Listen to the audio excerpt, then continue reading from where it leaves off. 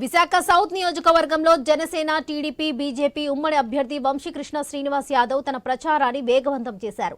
ఉమ్మడి అభ్యర్థిగా దక్షిణ నియోజకవర్గం నుంచి బరిలో నిలిచిన వంశీకృష్ణ యాదవ్ 32వ వార్డులో ఇంటింటికి వెళ్లి తనని గెలిపించాలని కోరారు.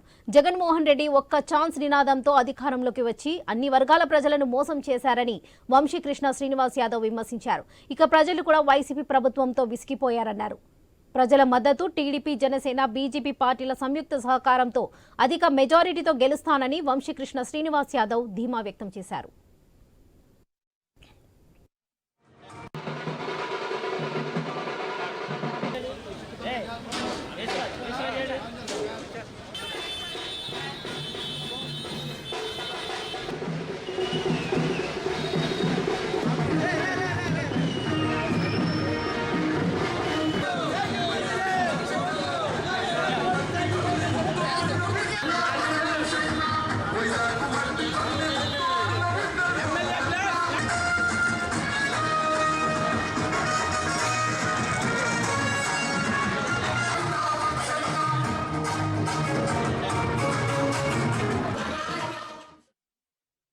ఉదయం నుంచి మేము 32వ వార్డులో ఇంటింటికి తిరుగుతూ ఉన్నాం. ప్రతి ఒక్కరిని కలుస్తూ ఉన్నాం.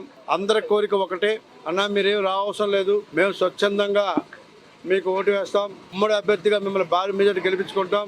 ఇవాళ జగన్మోహన్ రెడ్డి గారు ఒక్క ఓటు అని చెప్పేసి ఒక్క ఛాన్స్ అని చెప్పి ఇవాళ మమ్మల్ని అందరూ కూడా మోసం చేశారు. అటు బిజినెస్ కానీ ఇటు ఎంప్లాయీస్ కానీ ఏ వర్గం కూడా హ్యాపీగా లేము. అభివృద్ధి లేదు, మా పిల్లలకి ఎంప్లాయ్మెంట్ లేదు.